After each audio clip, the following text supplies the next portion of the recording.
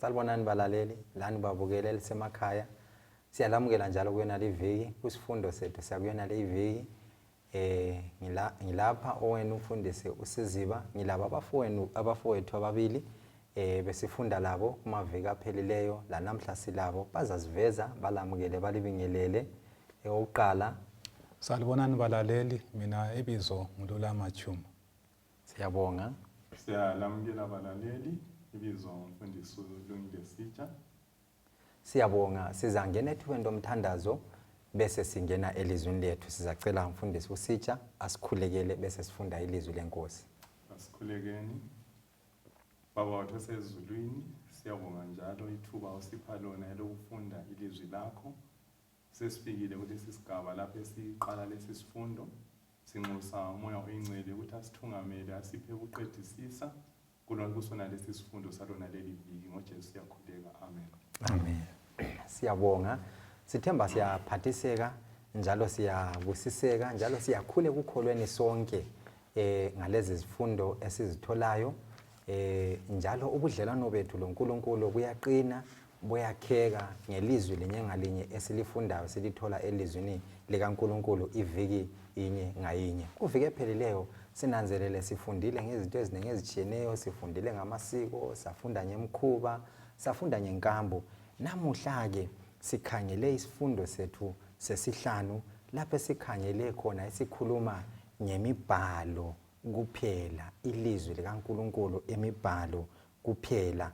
Lapho sikhangela khona ukubana abakholwayo endulo, abakholwa izolo, indlela kade bephila ngayo, bebephakamisa beqhakathekisa imbhalo le, ilizwi likaNkulunkulu kuphela, bengavumi ukubana kube khona ezinye izinto ebezihamba phambi kwelizwi likaNkulunkulu, bengavumi ukubana kube lezinye izinto ezithungamela ukukholwa kwabo eziphambi kwelizwi likaNkulunkulu. Namhla sifuna ukuthi sike sikhangele ilizwi likaNkulunkulu lona lodwa nje kuphela, ukubana lilawula njani ukukholwa kwethu njalo singaphila njani ngalo lilodwa kungela ezinye izinto ezingena elizwini likaNkulunkulu. Bafundisi bami, nxa sikhangela ilizwi leli siyananzelela ukubana ilizwi likaNkulunkulu ilizwi elavela kuThixo, ilizwi elalotshwa uNkulunkulu sikuthintile kumaviki aphelileyo esebenzisa abantu.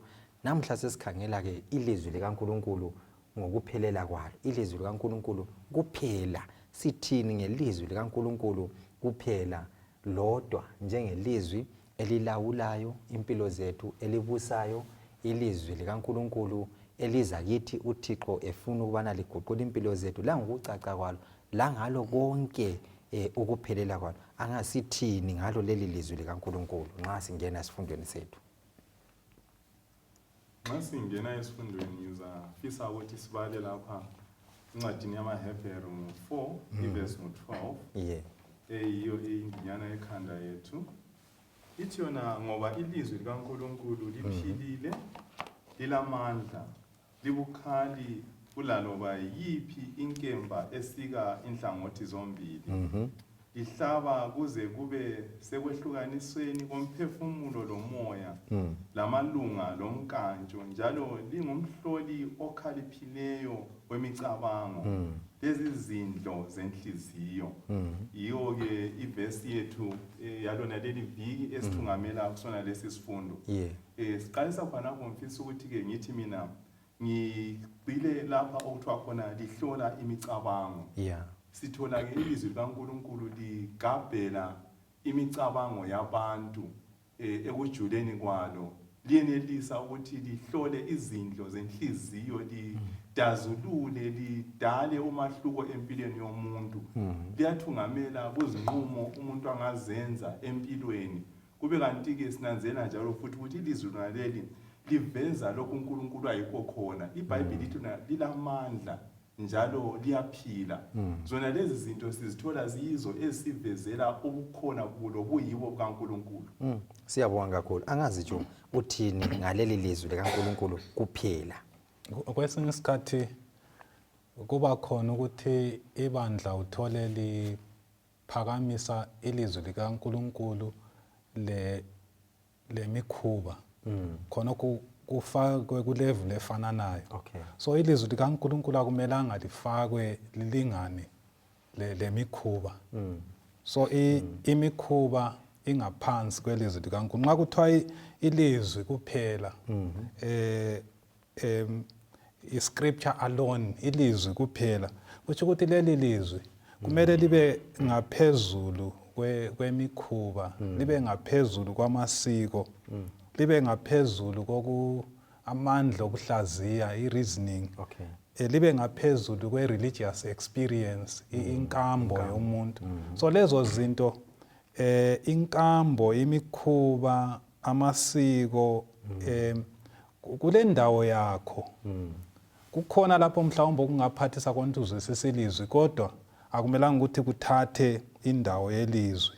Of course, kuyenzakala ukuthi futhi kulamabhuku esiwasebenzisayo ukusincedisa ukuthi sizwisise iBhayibheli, njengama-Bible commentaries, ama-Bible dictionaries, njalo lezinye izifundo like ama-subject njenge-history, imbali, ukufunda ngembali, ukufunda i-sociology. Nxa kuthiwa iBhayibheli kuphela, akusho ukuthi umuntu sesithi naye mina ngibamba iBhayibheli kuphela, elinye ibhuku kambali.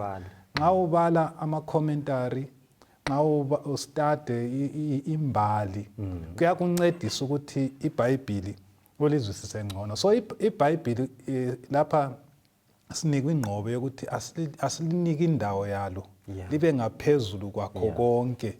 Then lezi ezinye izinto eziphathisayo kumele lazo zibe sendaweni yazo. Siyabo. Njalo nginanzela futhi ukuthi ekuphileni njoba usitsho Tshuma, ilizwi likaNkulunkulu kuyavuma yini ukuthi kube yilo esingathi leli lawula impilo zethu, kube yileli lawula konke ukwenza kwethu.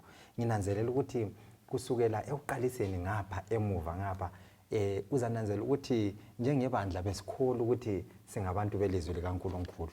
Ilizwi likaNkulunkulu yilo yini lilawula impilo zethu? Lokho singabantu belizwi likaNkulunkulu yini? Lokho sibambelele ilizwi likaNkulunkulu yini?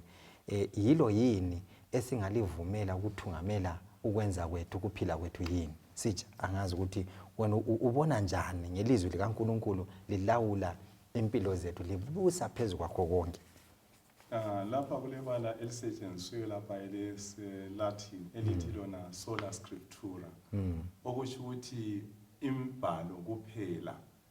Ngezinye indlela okuvezwa lapha ukuthi nxa sikhangela ibandla kumbe inkambo yebandla kusukela lapha eqalisa khona kuze kuzefika esigabeni esikiso khathesi, sithola ukuthi ibandla like lafika lapho ebelihlanganisa khona ilizwi likaNkulunkulu lemikhuba yabantu. Okusho ukuthi-ke yikho kwazala lokho kuthiwa i-reformation, lapho abantu abahlubuka khona ebandleni leliyana. Ibandla leli ngikhuluma ngayo ibandla le-Roman Catholic. Siyakwazi ngembali iyasivezela khona lokho ukuthi abantu abaningi baphuma-ke ebandleni leKatolika benanzelela ukuthi kalisalandeli umbhalo unjengoba unjalo. Endabeni zokukholwa kumele ukuthi umbhalo ube yiwo osilawulayo. Yikho lapha sithi iBhayibheli ilizwi likaNkulunkulu lodwa. Ba-emphasize-ke laphana ibala elithi lodwa, alone, okusho ukuthi kakulo kunye okumele kungenele nxa sesikhuluma ngendaba zokukholwa elizwini likaNkulunkulu. Okay. Siyabonga. Angazi Tshuma. Mina kulama verse laphana emfisa ukuthi ngiwagcizelele. Ungakhangela abaseKorinte bokuqala ngo4, iverse ngo6. Lobo bala nje usukela evesini lokuqala, kodwa lapho esihlose khona nguverse ngo6. Lapha thina ungahambi wedlule lokho kulotshiweyo. Going, do not go beyond what is written. Exactly. So ngezinye indlela iBhayibheli lanele ukuthi siphile ngalo. Yikho la kuTimoti esithi yena lilungele ukusihlomisela yonke imisebenzi emihle. So akumelanga ukuthi sidlulise amalawulo, sihlanganise iBhayibheli lemikhuba. Kumele sime lapho sikhulume lapho iBhayibheli elikhuluma khona, sithule lapho iBhayibheli elithule khona. And then kule esinye isibonelo laphana kumsebenzi 17 nxa sifunda sisuka kuverse ngu10 usiya ku11 laphana kukhulunywa ngamaKristu aweBeria. AmaKristu lawana iBhayibheli lithi lona lawa maJuda aseBeria ayengafanani lamanye kuthiwa bawayestu Paul ngabafundisa ilizwi bese behamba bayevula imibhalo bahlola ukuthi zinjalo yini lezo zinto. So ngezinye indlela kibo ekwakuqhakathekile lilizwi.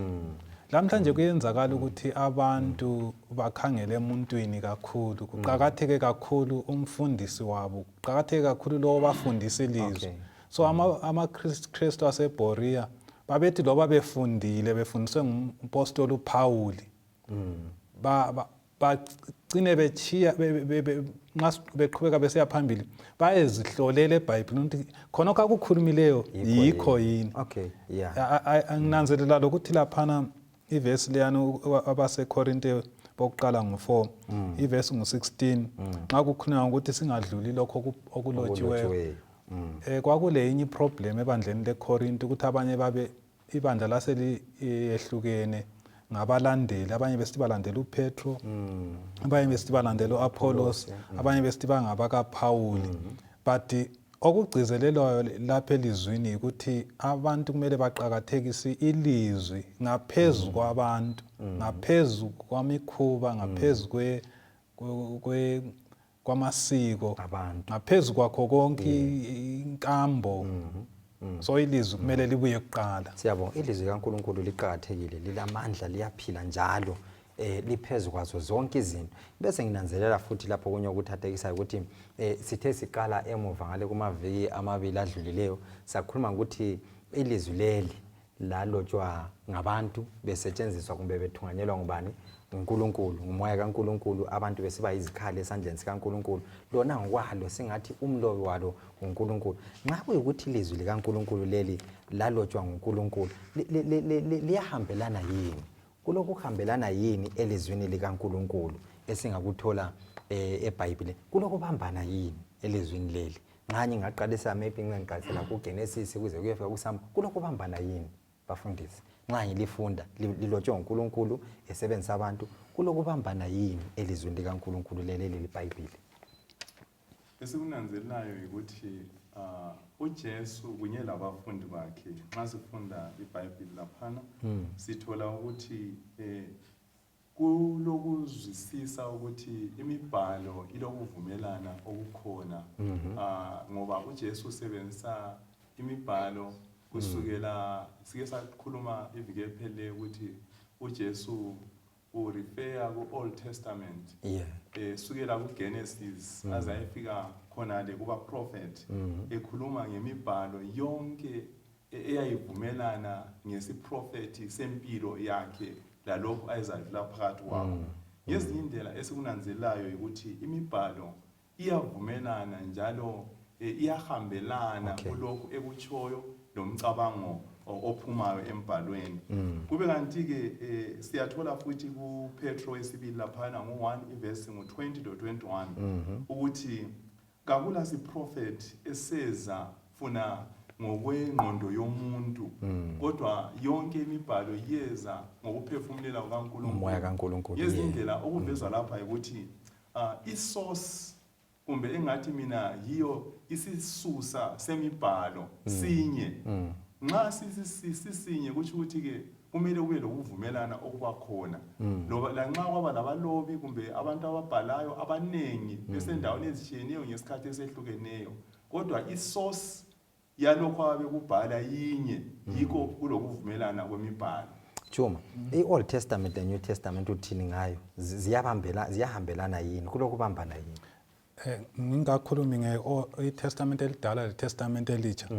Ngifisa ukuthi ngigcwalise kulokho umfundisi uSitsha akukhulumileyo ukuthi iBhayibheli lona ngokwalo nxa ukhangela kuTimoti wesibili ngo3 iverse ngo16 liveza ukuthi imibhalo yonke iphefumulelo and then unxa usukhangela kuPeter wesibili ngu1 iverse ngu20 khonapho iBhayibheli liyagcizelela ukuthi akula siprofeti eseza ngentando yomuntu kuthi ukuthi iBhayibheli lona likhomba ukuthi livela kuNkulunkulu kazange livele ebantwini so khonokho ukubambana kwalo kuyaveza ukuthi alivele emuntwini alibana ngabe libhuku elivele emuntwini alibana amabhuku aseBhayibhelini ngabe mhlawumbe ayaphikisana kodwa into mne endithathekisayo ukuthi iBhayibheli lilotshwa over a period of 1500 years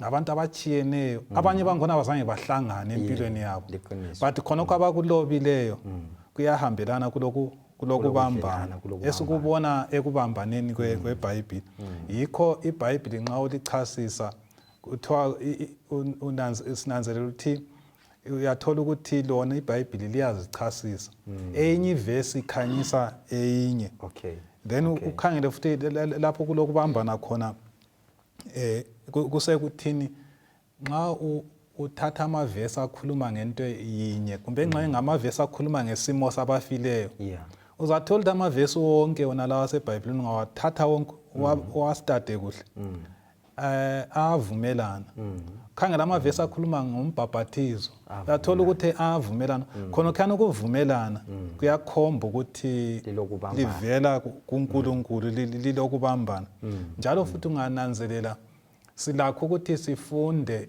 izifundo ezichiyeneyo singafunda ngokuza kwesibili kukaJesu uzathola amavesi kuTestament elidala Testament elitsha amavesi angikhona ukuza kwesibili kukaJesu awaphikisani so khonokho kuyatshengisa ukuthi iBhayibheli libambene livela kuNkulunkulu then ngingacina ngalokho ukuthi iTestament elidala kubambene yini kuyahambelana yini le Testament elitsha singathi thina iTestament elitsha liyakhanyisa iTestament elidala liyachaza iTestament elidala ngoba nxa sikhangela uJesu kuLuka ngu24 uthena uMoses labaprofeti lezidlabelelo konke kwalotshwa kukhomba yena nxa ubala iTestament elidala laphana lonke iBhayibheli likhomba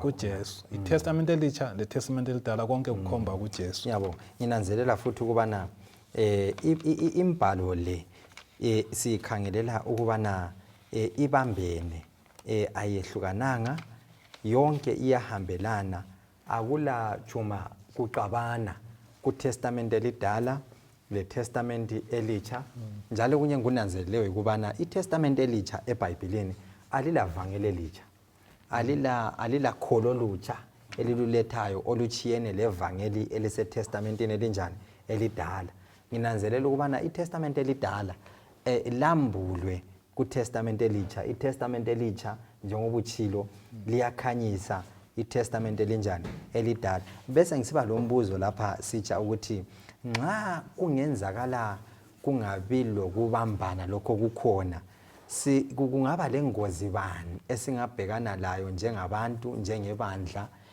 nxa kungaswelakala ukubambana elizwini likaNkulunkulu kule ngozi esingabhekana layo nxa kungela kubambana elizwini likaNkulunkulu asitheni ilizwi likaNkulunkulu umbuzo wakho uthi wona kungenzakala yini ukuthi kube lokungavumelani okukhona elizwini likaNkulunkulu kumbe kungabi lokubambana thize lokuvumelana kwemicabango yelizwi likaNkulunkulu nxa kungaba njalo kusho ukuthi ngitsho lemfundiso zethu kuyaba nzima ukuthi siphume lazo ngoba imfundiso zonke zakhelwe eBhayibhelini esizifundisa ebandleni okusho ukuthi ke nxa iBhayibheli lona lingavumelani lona ngokwalo kusho ukuthi kuba lohlupho ke ekutheni kuyini esawufundisa abantu okucacile kumbe kuyini iBhayibheli ezakufundisa abantu okucacileyo okwesibili emfisa ukuthi ngikuveze laphana sesekhonapho ukuthi kulabantu abanengi abafundileyo abanye izifundi zeBhayibheli abathi bona hayi nxa bekhangela iBhayibheli bathi kulokuphikisana thize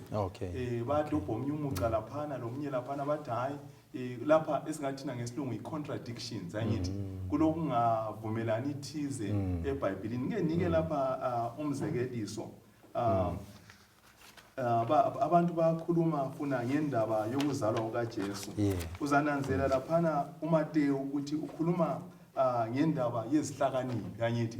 Kube kanti ke nxa ungabala uLuka yena akakhulumi ngendaba yezihlakaniphi, ukhuluma ngabelusi bezimvu, ama-shepherds angithi.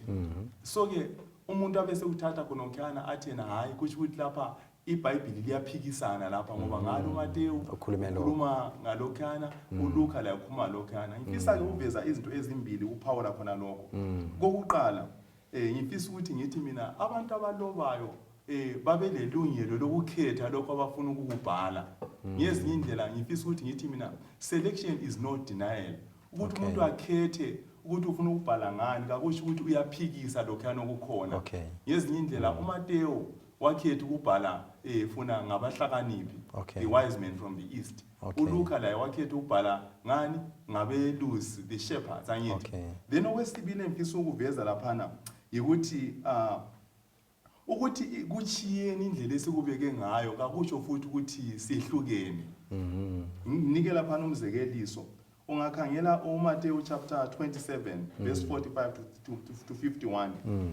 Khuluma ukhangele uMark chapter 15 verse 33 to 38. Kukhunywa laphana ngendaba yokufa kukaJesu angithi. Right. Kuthiwa khona nxa uMatthew ereport aphana uthi yena uJesu engakafi ikhetheni lena lethempelini ladabuka phakathi angithi. Kube kanti ke uLuka yena nxa ekubeka ukhuluma ukuthi ikhetheni ladabuka emveni kobani uJesu senjani esefile. Lezi izehlakalo esisibona zisenzakala ngesikhathi esifananayo. Oloba abesekhetha ukuthi yena ufuna ukubeka kanjani, ufuna uqala ngakuphi. So ngezinye indlela ngiyesithi kule contradiction, ngiyesithi akula kuvumelana. Kuyavumelana ngoba bonke bakhuluma isehlakalo sinye esenzakalayo. Siyabonga sithi ake ngibuze lapho ukuthi licacile yini ilizwi likaNkulunkulu. Nanku sengihlangane lodaba oluthile eBhayibhelini sengilufunda kumbe ngamavesi athile ngizama ukwazwisisa liyazwisiseka yini ilizwi likaNkulunkulu, licacile yini. Nangiyana ugogo usekhaya angalizwisisa yini ilizwi likaNkulunkulu, nangiyana ukhulu usekhaya, nangiyana ubaba, nangiyana umntwana, abantu abasemeko abasephakathi kwemeko ezitshiyeneyo abafunde ngendlela ezitshiyeneyo. Ilizwi likaNkulunkulu liyazwisiseka yini lula, licacile yini ukuthi lobambana ngalizwisisa, liyazwisiseka Tshuma? Mbona into emangalisayo ngeBhayibheli ukuthi lingazwisiswa ngumntwana, lizwisiswe ngumuntu omdala ngendlela efanayo. Lingazwisiswa ngumuntu ofundileyo, lizwisiswe ngumuntu ongafundanga. Kungelinye ibhuku kumbe ugwalo belingaba nzima kwabanye abantu, but indlela iBhayibheli elilotshwe ngayo liyazwisiseka kuye wonke umuntu. Ngifisa ukuthi ngigcwalise ngamavesi, ngizanika nje amavesi amathathu akhona apha ngaphansi kokuthiwa ukucaca kwemibhalo. Ukucaca kwemibhalo. Mina lapho kundithathekisa khona kusekuthini ungabona eBhayibhelini ubala ivesi kodwa ivesi yangikhona ungayizwisisi. Dinga enye ivesi ekhuluma ngakhona kokukhulunywa ngivesi yona leyi oyibalileyo. Uzathola ukuthi nxa subala enye ivesi mhlawumbe kwelinye ibhuku kumbe kwenye chapter yebhuku elifananayo, uzathola ukuthi nxa usubala ivesi ekhuluma ngesihloko esifananayo laleyana ivesi isikuncedisa ukuthi uzwisise ivesi leyana ongayizwisisanga. Ukwengeza khonapho umfundisi uTshuma laphana mfundisi, ngithi mina kulabantu abathi nxa befunda iBhayibheli okwenza abantu bathi kalizwisiseki ukuthi umuntu uyabonga ufaka umunwe laphana, ngafaka umunwe abese dope ivesi yona leyo engayibalanga in context. Ngezinto nxa sithi in context sithi kabale esukela lapho indaba eqalisela khona ehle la azayefika lapho ekhona. Ngizanika umzekeliso wevesi liyana ethi yona uJudas wasesuka wayazibophela.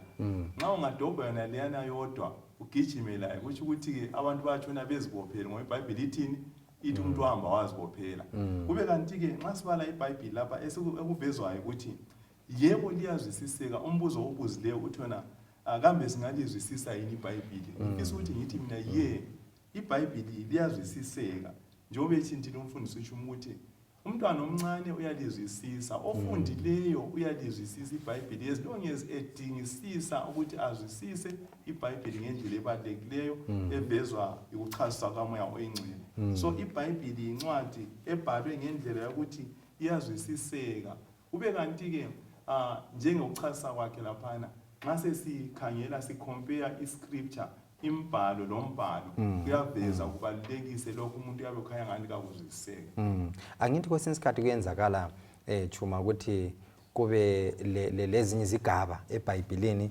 ezingabe zingathi zilukhuni imbijana ezingathi ziyasinda imbijana ukuzwisiseka angithi lokho kungabe kusitsho ukuthi alibambeki lula yini kumbe ingxenye nxa singasebenzisa lokhana ke wakuthinta ukuthi umuntu angathatha elinye ivesi lapha athathe elinye ivesi laphana kuyasa kuvuleke engqondweni umuntu alizwisile izwi likaNkulunkulu bengisathi ngiqeganisa amavesi amathathu angaba yisibonelo esokuthi lona iBhayibheli liyazichasisa njalo licacile nxa ubala uMatewu 24 ivesi 15 ithi yona iBhayibheli uma libona amanyala encithakalo emi endaweni engcwele then ivesi efana nayo kuMako 13 ivesi 14 ithi yona nxa libona amanyala encithakalo emi lapho okungamelanga abe khona then umuntu uyabe lokho edinga ukuthi khathi amanyala encithakalo lawa kuyini esikhiweni wathi desolating sacrilege when you say the desolating sacrilege nxa libona amanyala encithakalo then ubusulanda ivesi efana nayo kuLuka 21 ivesi 20 ithi yona nxa libona iJerusalema ligonjolozelwe ngamabutho kwakukhulunywa ngamagonjolozelwa ngamabutho aweRoma ngo70 AD but kodwa nxa ubala laphana uMako esithena uma libona amanyala encithakalo emi lapho ongamelanga ame khona akabe ngani ubala ngenye into enkulu engazakala ukuthi kuyini but uLuka nxa ekufaka uhlakufake ngolimi loliyano lokuthi uhlube kwazi wo wayekhuluma ngamabutho awagombolozela idorobho leJerusalema so ungakhangela ama chapter wonke wona lawo esiwabalisileyo uMatthew chapter 24 uMarko 13 uLuka 21 akhuluma ngezibonakaliso zokuza kwesibili kukaJesu lokubhidlizwa kweJerusalema so amavesi wona lawo amathathu engalokhu zileyo kuyakhanya ukuthi azichaza njani nxa waxeganisa siyabonga Tshuma enye into enginanzeleyo ukuthi enye yezinto ezingasincedisa nxa sibala ilizwi likaNkulunkulu ukuthi silizwise kanye lokucaca kwalo yikubana kwesinye isikhathi izigaba lezindinyana ezingathi zilukhuni ngoba zikhona ezingathi zilukhuni ezingathi azibambeki kuhle ezingathi azibambeki kulula ngingaqalisi ngazo usithi ube kuthinta la ngingaqalisi ngakho ukuqala ngokunzima kodwa kuba kuhle ukuqala ukufunda icontext yonke nje ukufunda ukuthi kathi vele ibhulo lelikhuluma ngane ngibala kilo ingxenye ngidobha ivesi eyodwa lapha ivesi le angizwi ukuthi ithini ingxenye ngazimeli iyodwa ingangilahla ngingayizwa kodwa ngingabalisa hluko sonke ukuthi isahluko sona esivele sikhuluma ngane sengibala ukuthi ibhulo leli vele likhuluma ngane kuyenza ukuthi ingqondo yami njani ivuleke ngizwisisisa ukuthi ilizwi likaNkulunkulu lithini omnye umlobi lo uMartin Luther nxa eloba uthi akulagwalo akulabhuku emhlabeni elilotshiweyo elicace okwedlula iBhayibheli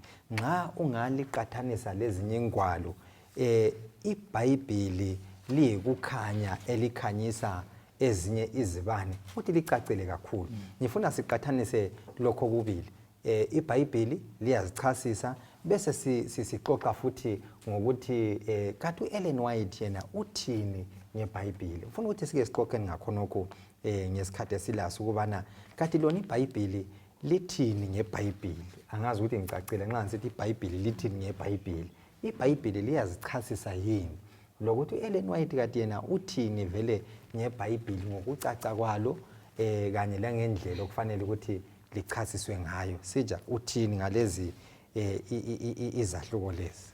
Maybe siqale ngakhona lapho ekutheni siveze ukuthi umbhalo utshoni nxa sithi umbhalo kumele ukuthi uchasiswe ngombhalo.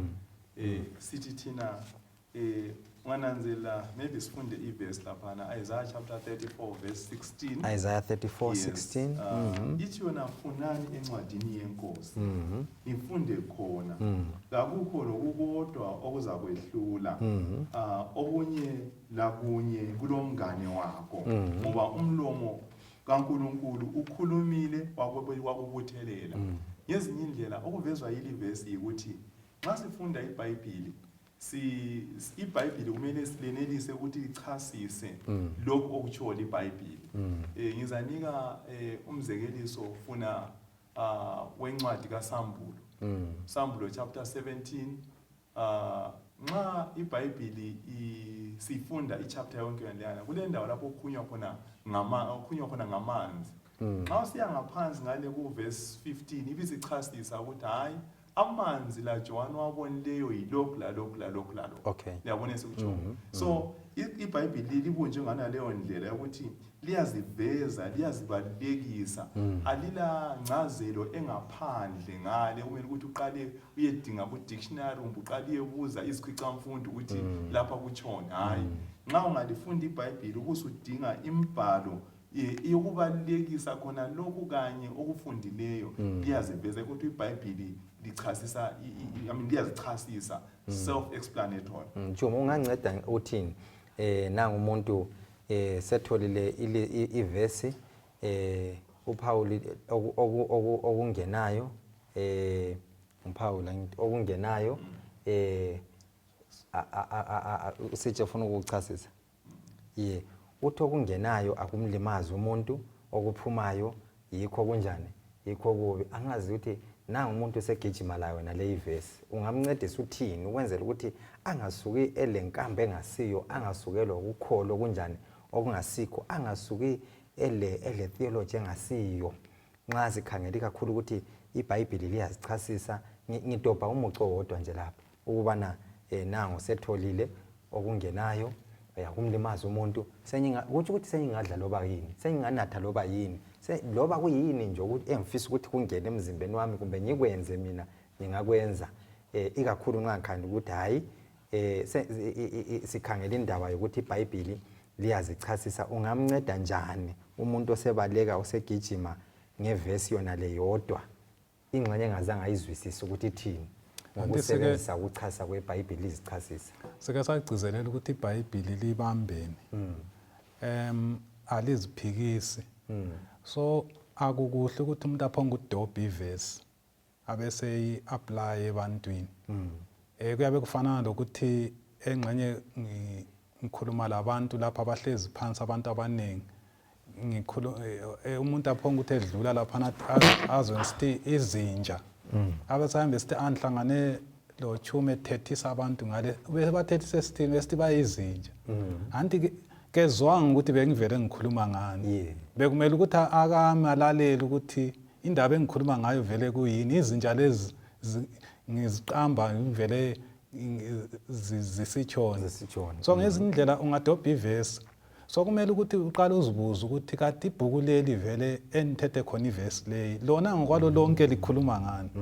Bese ngisiya ku chapter yona le isahluko sona so enithole khona iverse ukuthi isahluko leso sikhuluma ngani. Ngikhangele lamaverse aphahle yona leyo verse ukuthi vela akhuluma ngani kulula ukuthi kuphume ukuthi lithi ukuthi yes ukuthi kutshona. Okay, all right, angazitshe. Yes, uwengeza khona phana ngingathi mina unike example yeverse liyana lapho okuthiwa khona okungena phakathi kayisikho kunjani ukuncedisa umuntu. Abantu abaningi yena leyani iverse khona kwesikutsho bayithethe bagijima ngayo bathi hayi khulunywa ngokudla. Hayi iverse liyana kwakungakhulunywa ngokudla kwakukhulunywa ngempilo yabantu in general. Ezinye kwakushiwo ukuthi lokho umuntu awukhupha ngomlomo wakhe yikho okungcolisa futhi kungcolisa yena uthethisa lakho konke lokhana. Ngezinye indlela okushiwo ngumfundisi uTshuma ukuthi i-contextual framework ukuthi sizwisise ukuthi avele ukhulunywa ngani lapha kule indaba esikhuluma ngayo qhakathekile. Okay. Asithi Tshuma angilazo lezi ngwalo ezinengi abanengi abazisebenzisayo ukuchasisa iBhayibheli. Siyezwa namba laba abahamba ezikolo bayakhuluma ngama concordance ingwalo zokuchasisa iBhayibheli, abanye bayakhuluma ngama dictionary bakhuluma ngengwalo ezinengi. Asithi angilazi ingwalo zonke lezi ngizihlalele ekhaya laphana kumbe ngihlezi khona apha koBulawayo kumbe loba ngingaphi ngiyenelisa yini ukuthi ilizwi likaNkulunkulu ngilizwe ngilichasise ngibamba iBhayibheli lilodwa lizichasise ngingela zonke lezi ngwalo yini? Ngingalibamba ngiphume lencazelo eziqondileyo yini ngingela zonke lezi ezinye ingwalo abanye abazisebenzisayo, abanye babela izingwalo zesiGreek, abanye ngezesiHebheru? Mina ngilakho konke lokho. Ngingalibamba yini iBhayibheli lizichasise lona lodwa ngithola ukukholwa lokuqina ukukholweni? iBhayibheli lanele ukuthi nxa ngilifunda lingihlomisele yonke imisebenzi emihle. So ngezinye indlela ngizibalela iBhayibheli, ngiyafunda ngizwisise. Okunye mhlawumbe ukuncedisana labanye mhlawumbe asebehamba indlela yokukholwa okwesikhathi eside, liqoqisana listada lindawonye kumbe listada lindawonye iBhayibheli njengezimuli kumbe listada lindawonye iBhayibheli njenge study igroup nje yabantu ebandleni. So liyancedisana liyabonisana, but kodwa okuqhakatheke kakhulu ukuthi lami ngizibalele mina ngibe lesikhathi sokulifunda iBhayibheli. Okunye silenhlanhla thina silezi ngwalo zomoya wesiprofeti ziyachasisa iBhayibheli. So lapha ke wabuza ukuthi lapha kulo Ellen White ukuthi ubudlelwano bemibhalo yakhe leBhayibheli kuyile. Incwadi zika Ellen White ziyancedisa ukuthi uzwisise ngcono iBhayibheli. Njalo incwadi zakhe kasizo testamente lesithathu, ayisilo Bhayibheli. Kayisizo Bhayibheli. Incwadi zakhe siziphiwele ukuthi sizwisise ngcono iBhayibheli ngezokusisa eBhayibhelini. Nxa uthanda ukuzibala kakhulu iBhayibheli, incwadi lezana kazibi liBhayibheli kuwe, ziyakunceda ukuthi iBhayibheli ulizwisise ngcono. Yikho nxa ubala laphana uthi yena ukukhanya okuncane okuthungamela abantu kubasa ekukhanyeni okukhulu.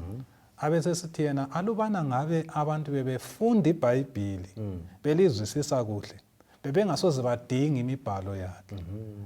But challenge ekhona, uhlupho olukhona ebantwini ukuthi kabafundi iBhayibheli. Ngenxa bengafundi iBhayibheli yikho kuzamela ukuthi babalele imibhalo ukuze bazwisise iBhayibheli ngcono. Sokuza sibisele embuzweni lana engiyawubuza Tshuma nxa sikhangela ukuthi ekuqaliseni sisungula njengebandla njengabantu besingabantu akade besaziwa njengabantu Sitsha belizwi likaNkulunkulu abeBhayibheli.